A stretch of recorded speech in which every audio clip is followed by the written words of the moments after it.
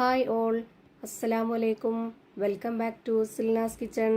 ഇന്നത്തെ റെസിപ്പി ഗോതമ്പ് പൊടി വെച്ചിട്ട് വളരെ വെറൈറ്റി ആയിട്ടുള്ള ഒരു അടിപൊളി ബ്രേക്ക്ഫാസ്റ്റിന്റെ റെസിപ്പിയാണ്. നമ്മൾ സാധാരണ ചപ്പാത്തിക്ക് മാവിട്ട് കുഴയ്ക്കുന്ന പോലെ ഒരുപാടിട്ട് കുഴച്ച് ബുദ്ധിമുട്ടേണ്ട ആവശ്യമൊന്നുമില്ല. വളരെ പെട്ടെന്ന് തയ്യാറാക്കി എടുക്കാൻ പറ്റുന്ന നല്ല ടേസ്റ്റി ആയിട്ടുള്ള ഒരു അടിപൊളി ബ്രേക്ക്ഫാസ്റ്റ് ആണിത്. അപ്പോൾ ഞാൻ ഇതിന് വേണ്ടിയിട്ട് ആദ്യം തന്നെ 250 ml കപ്പിന്റെ അളവിൽ 1.5 കപ്പ് അളവിൽ ഗോതമ്പ് പൊടിയാണ് ഇതുപോലൊരു പാത്രത്തിലേക്ക് ഇട്ട് കൊടുത്തിട്ടുള്ളത്. ഇനി ഇതിലേക്ക് ആവശ്യത്തിനുള്ള ഉപ്പും 1 സ്പൂൺ അളവിൽ പഞ്ചസാരയും ഇതുപോലൊരു വലിയ പീസ് അളവിൽ ബട്ടറും ഇട്ട് കൊടുക്കുന്നുണ്ട്.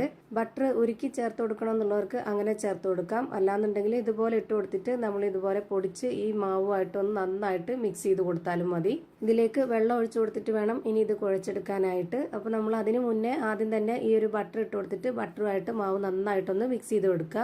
ഇനി ഇതിലേക്ക് നമ്മൾ ഘട്ടം ഘട്ടമായിട്ട് വെള്ളം ഒഴിച്ചു കൊടുത്തിട്ട് ഇത് നന്നായിട്ടൊന്ന് യോജിപ്പിച്ചെടുക്കാം.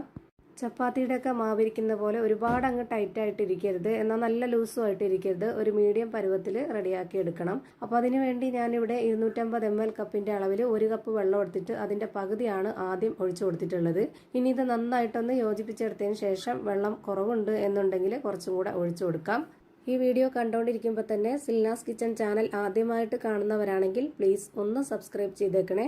ഒപ്പം തന്നെ ഈ വീഡിയോസ് നിങ്ങൾക്ക് ഇഷ്ടപ്പെടുകയാണെങ്കിൽ ഒരു ലൈക്ക് ചെയ്ത് ഷെയർ ചെയ്ത് സപ്പോർട്ട് ചെയ്യാനും മറക്കരുത്. ഈ മാവ് യോജിപ്പിച്ചെടുക്കാൻ വേണ്ടി കുറച്ചുകൂടി വെള്ളം ആവശ്യം വന്നിട്ടുണ്ട്. അപ്പോൾ അതിനായിട്ട് കുറച്ചുകൂടി വെള്ളം ഒഴിച്ചു കൊടുക്കുന്നുണ്ട്. ഇപ്പോൾ ആ ഒരു 250 ml കപ്പിന് 1/4 കപ്പ് വെള്ളമാണ് ഞാൻ ഇതിലേക്ക് ആകെ ഒഴിച്ചു കൊടുത്തിട്ടുള്ളത്. ഇനി ഇതൊന്ന് മാറ്റി വെച്ചേക്കാം.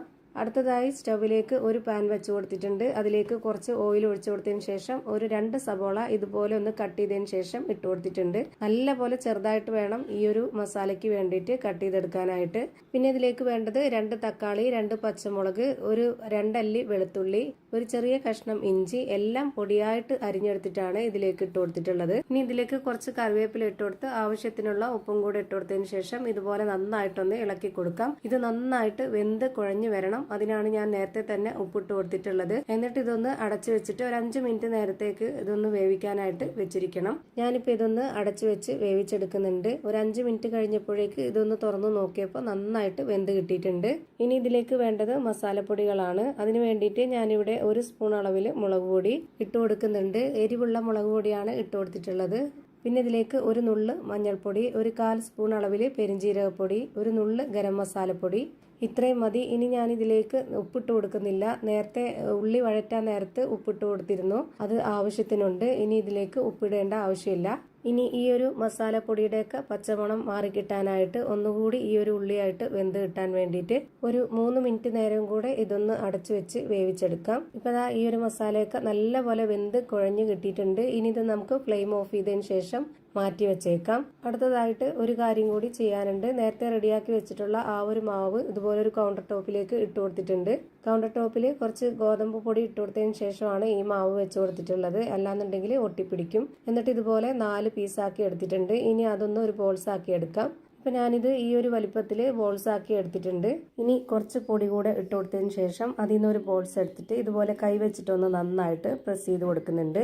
ഈ ഒരു വലിപ്പമാകുമ്പോൾ നമ്മുടെ കയ്യിലേക്ക് മാവ് വെച്ച് കൊടുത്തിട്ട് ഇതുപോലെ അതിൻ്റെ നടുഭാഗം ഒന്ന് കുഴി പോലെ ആക്കി കൊടുത്തിട്ട് ഇതിനുള്ളിലേക്ക് നമ്മൾ നേരത്തെ റെഡിയാക്കി വെച്ചിട്ടുള്ള ആ ഒരു ഉള്ളി മസാല ഫില്ലിങ്സ് വെച്ച് കൊടുക്കുക. ഈ മസാല ഒട്ടും തന്നെ പുറത്തോട്ട് പോവാത്ത രീതിയിൽ ഇതുപോലെ റെഡിയാക്കി വെക്കണം. എന്നിട്ട് അതിന് മുകളിലേക്ക് കുറച്ച് പൊടി കൂടെ ഇട്ട് കൊടുത്തതിന് ശേഷം ഒരുപാട് ബലം കൊടുക്കാതെ നല്ല സോഫ്റ്റ് ആയിട്ടൊന്ന് പരത്തിയെടുക്കാം. നന്നായിട്ട് ബലം കൊടുത്ത് പരത്തി കഴിഞ്ഞാൽ അതിനുള്ളിലെ മസാലയൊക്കെ പൊട്ടി പുറത്തു പോകും.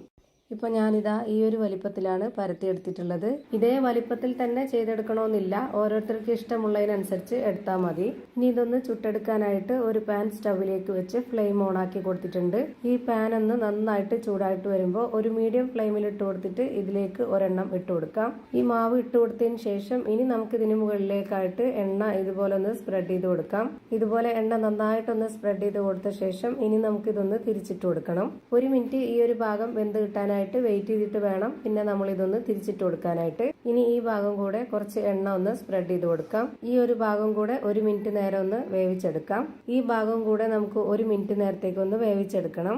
ഇനി അതിന്റെ മറ്റേ വശം വെന്തോന്ന് അറിയാനായിട്ടൊന്ന് തിരിച്ചിട്ട് കൊടുത്ത് നോക്കാം. നമ്മൾ ഇതുപോലെ സ്പാച്ച് കൊണ്ടൊന്ന് അമർത്തി കൊടുക്കുമ്പോൾ ഇതുപോലെ പൊള്ളി നിൽക്കും. സാധാരണ ചപ്പാത്തിയെ പോലെ പൊള്ളി വരുമൊന്നുമില്ല. ഇതിൽ മസാലയൊക്കെ ഉള്ളതുകൊണ്ട് ഈ ഒരു രീതിയിൽ മാത്രമേ പൊള്ളി വരുള്ളൂ. അപ്പോൾ ഇതാ നല്ല പോലെ വെന്ത് കിട്ടിയിട്ടുണ്ട്. ഇനി നമുക്ക് ഇതെടുത്ത് മാറ്റാം. ഇതേപോലെ തന്നെ ഞാനിപ്പോൾ എല്ലാം ചുട്ട് ഒരു പാത്രത്തിലേക്ക് മാറ്റിയിട്ടുണ്ട്. ഇത് പൊട്ടിച്ച് ഇതിനകത്ത് എങ്ങനെ ഇരിക്കുന്നതെന്ന് ഞാനിപ്പോൾ കാണിച്ചു തരാം. ഇതിന്റെ അകമൊക്കെ നന്നായിട്ട് വെന്ത് കിട്ടിയിട്ടുണ്ട്. ഇതിപ്പോൾ ഒട്ടിയിരിക്കുന്നൊന്നുമില്ല, ഇതുപോലെ അടർന്നിരിക്കുന്നത് തന്നെ ഇതിനകമൊക്കെ പൊള്ളി വന്നതുകൊണ്ടാണ്. അപ്പോൾ ഇതാ നല്ല ടേസ്റ്റി ആയിട്ടുള്ള ഒരു കിടിലൻ ബ്രേക്ക്ഫാസ്റ്റ് റെഡി ആയിട്ടുണ്ട്. ഇത്രയേ ഉള്ളൂ ഇന്നത്തെ വീഡിയോ ഇഷ്ടമായാൽ ലൈക്ക് ചെയ്യാനും കമന്റ് ചെയ്യാനും ഷെയർ ചെയ്യാനും മറക്കരുത്. അതുപോലെ തന്നെ ഞാനിടുന്ന പുതിയ വീഡിയോസ് നോട്ടിഫിക്കേഷൻ ആയിട്ട് കിട്ടുന്നതിന് വേണ്ടി സബ്സ്ക്രൈബ് ചെയ്ത് ബെല്ലൈക്കൺ അമർത്തി അതിൽ ഓൾ എന്ന ഓപ്ഷൻ എനേബിൾ ചെയ്ത് കൊടുക്കാനും മറക്കരുത്. പുതിയൊരു വീഡിയോയുമായി വീണ്ടും വരും. Thank you for watching.